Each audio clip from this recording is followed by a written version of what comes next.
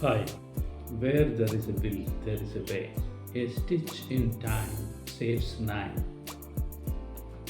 Action speaks louder than the words. നാം കുട്ടിക്കാലം മുതലേ കേൾക്കുന്ന പ്രോവർബ്സുകളാണിതെല്ലാം. ഒന്ന് ഇരുത്തി ചിന്തിച്ച് നോക്കുക. വിദ്വേഷത്തിൻ്റെ വേര് വളർന്ന് ഉപദ്രവം ചെയ്യാതിരിക്കാൻ സൂക്ഷിക്കണം എന്ന ബൈബിളിക്കൽ വേർഡ് ഇതിൻ്റെ കൂടെ ചേർത്ത് വായിക്കാം. ജീവിതത്തിൽ ബന്ധങ്ങളെ അമൂല്യമായി കരുതുന്ന മഹാനുഭാവന്മാരുണ്ട്. വൈദ്യനും വൈദ്യശാസ്ത്രവും ഒക്കെ പറഞ്ഞു കഴിഞ്ഞാലും വിട്ടുകൊടുക്കാതെ നെഞ്ചോട് ചേർത്ത് വെച്ച് കരുതലോടെ കാക്കുന്ന ഇവർ തങ്ങളുടെ മാതാപിതാക്കളെ എങ്ങനെയാണോ തങ്ങളെ വളർത്തിയെടുത്തത്, നമ്മൾ കാക്കയ്ക്കും പരുന്തിനും കൊടുക്കാതെ നമ്മളെ എങ്ങനെ കാത്തു പരിപാലിച്ചു, അതുപോലെ അവരോട് തിരിച്ച് പ്രതിബദ്ധത പുലർത്തുന്ന മഹാനുഭാവന്മാർ. തീർച്ചയായിട്ടും ജീറിയാട്രി ഒരു ശാപമല്ല. പ്രായം ഏറി എന്ന് വെച്ച് 70, 80, 90 വയസ്സെത്തുക എന്നുള്ളത് ഒരു ഭാഗ്യമാണ്.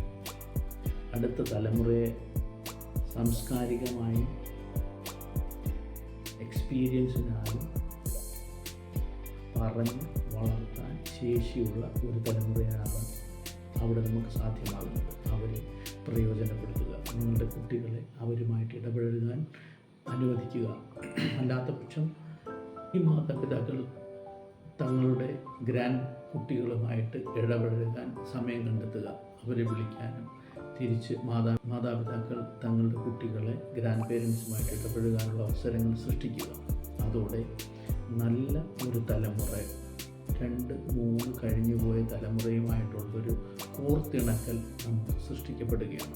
അതിലൂടെ പുതിയ തലമുറയും പഴയ തലമുറയും തമ്മിലുള്ള സാംസ്കാരിക അന്തരത്തിൻ്റെ ആ അകലം ഇല്ലാതാക്കപ്പെടുന്നു. അങ്ങനെ കുടുംബ ബന്ധങ്ങളെ കൂടുതൽ ഊട്ടിയുറപ്പിക്കപ്പെടും. അതിലൂടെ 3, 4 തലമുറ തമ്മിലുള്ള ആ അന്തരം, ആ ഗ്യാപ്പ് ഇല്ലാതാകുന്നു. കഥകൾ, ചരിത്രം, സമൂഹത്തിൽ എങ്ങനെ ഇടപെടണം, പെരുമാറണം ഒക്കെ എങ്ങനെയായിരുന്നു നമ്മുടെ മാതാപിതാക്കൾ അവരുടെ ജീവിത ശൈലിയും സമൂഹവുമായിട്ടുള്ള ജീവിതം എങ്ങനെ കരുപ്പിടിപ്പിച്ചു കൊണ്ടുവന്നു, ആ വിദ്യ, ആ അറിവ് നമ്മുടെ കുട്ടികളിലേക്ക് പകർന്നു കിട്ടുവാൻ വളരെ സാധ്യത ഏറുന്നു. എന്നാൽ ഇന്ന് പലപ്പോഴും 70, 80 കഴിയുമ്പോഴേക്കും തങ്ങളുടെ മാതാപിതാക്കളെ തങ്ങളിൽ നിന്ന് വളരെ അകറ്റുന്ന ഒരു സ്ഥിതിയിലേക്ക് വരികയാണ്.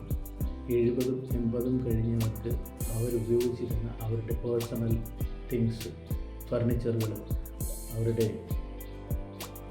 അമൂല്യമായി കരുതിയിരുന്ന പല വസ്തുക്കളും അവർക്ക് നഷ്ടമാകുന്നു. അതേക്കുറിച്ച് പ്രതിഷേധിക്കുകയോ ശബ്ദിക്കുകയോ ചെയ്തു കഴിഞ്ഞാൽ ഒരുപക്ഷെ കിടപ്പാടം പോയി നഷ്ടമാകുന്ന അവസ്ഥയിലേക്ക് വരുന്നു. വളരെ പരിതാപകരമാണ് നമ്മുടെ ഇന്നത്തെ സമൂഹം. പുതിയ തലമുറ പഴമയെ തികച്ചും തൃണവൽക്കരിക്കുന്നു.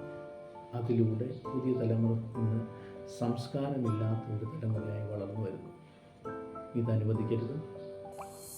തങ്ങളുടെ മാതാപിതാക്കൾ തങ്ങളുടെ കുട്ടികളെ തങ്ങളുടെ ഗ്രാൻഡ് പേരൻസുമായിട്ട് ഇടപെടുവാനും അവരുമായിട്ട് കൂടുതൽ ഇടപഴകുവാൻ ഉള്ള അവസരം ഉണ്ടാക്കി നൽകണം.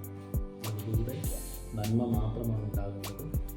അതിലൂടെ ഇന്ന് സമൂഹത്തിലുണ്ടാകുന്ന പല പ്രശ്നങ്ങൾക്കും ഒരു പരിഹാരം ഉണ്ടാകും, തീർച്ചയായും ഉണ്ടാകും. जैसा बोओगे वैसा ही काटेंगे. यदि शांति चाहते हो तो युद्ध का प्रबंधन करो.